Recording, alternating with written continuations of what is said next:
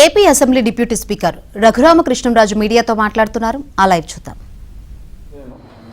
ఎందుకంటే ఎమ్మెల్యేలు అందరూ ఖచ్చితంగా నాకు సమానం కాబట్టి నా కేసు వరకు నా కేసులో నిజాలు నేను మాట్లాడే అధికారం హక్కు నాకుంది. అధికారం కాదు, హక్కు నాకుంది.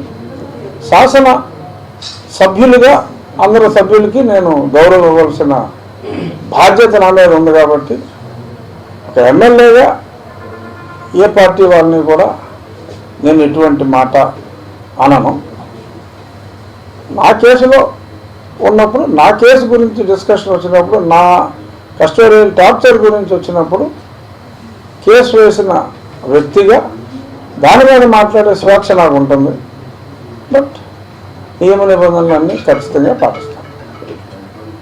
ఇదంతా కూడా ఇప్పుడు అధికారుల స్థాయిలో జరుగుతుంది. గత ప్రభుత్వంలో ఉన్న పెద్దలు చెప్తుందే అప్పుడు ఉన్న ఈ అధికారులు మీపై దాడి కానీ అంటే ఖచ్చితంగా పెద్దలే చెప్పింది. అందుకనే కదా నేను పెద్దల పేర్లు కూడా అందులో పెట్టింది. పెద్దలు చెప్పకుండా అప్పటికప్పుడు రాజద్రోహం కేసు పెట్టి అప్పటికప్పుడు తీసుకెళ్ళి ఇవన్నీ చేశారు. ఇదంతా దీని వెనకున్న పెద్ద ఐపీఎస్ అధికారులు ఉన్నారు. వాళ్ళ పేర్లు కూడా నేను పెట్టడం జరిగింది. సో డెఫినెట్గా ఇప్పుడు ఒక స్పీడ్ అందుకుంది. రైలు పట్టాలకు ఎక్కింది.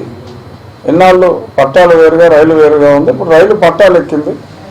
అది ఎక్స్ప్రెస్ వేగంలో వెళ్తుందా, మరి కొత్తగా ఎదుటి వచ్చింది వందే భారత్ స్పీడ్లో వెళ్తుందా, లేక రేపు ఎప్పుడో రాబోయే బుల్లెట్ ట్రైన్ స్పీడ్లో వెళ్తుందా అనేది రాబోయే కొద్ది వారాల్లో మనకు తెలుస్తుంది. ఓకే,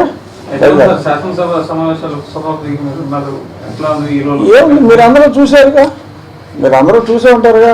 ఖచ్చితంగా ఏం చేస్తున్నాము, ఎలా పెర్ఫామ్ చేస్తున్నాము, సంతృప్తికరంగా సాగినాయి. కొత్త వారికి ఆల్మోస్ట్ అందరికీ కూడా అవకాశం ఇవ్వటం జరిగింది. 164 సభ్యుల్లో మరి ఆల్మోస్ట్ 130 మందితో 130 మంది మాట్లాడే అవకాశం మా స్పీకర్ గారు, అలాగే నేనున్న సమయంలో కూడా చాలా ఎక్కువ మందికి అవకాశం కల్పించడం అయింది. పయ్యావుల కేశవ్ గారు కూడా గతంలో ఇంతమంది ఇంత షార్ట్ టైంలో ఎప్పుడూ మాట్లాడలేదని కూడా ఆయన సభలో కూడా చెప్పడం జరిగింది. జగన్మోహన్ రెడ్డి గారు ప్రతిపక్ష హోదా ఇవ్వట్లేదు, అందుకే రావట్లేదు. ఇప్పుడు గుజరాత్లో గత 2 సంవత్సరాలుగా ప్రతిపక్ష హోదా లేదు, సిక్కింలో లేదు, నార్త్ ఈస్ట్లో 3 చోట్ల లేదు, రేపు మహారాష్ట్రలో కూడా ఉండదు.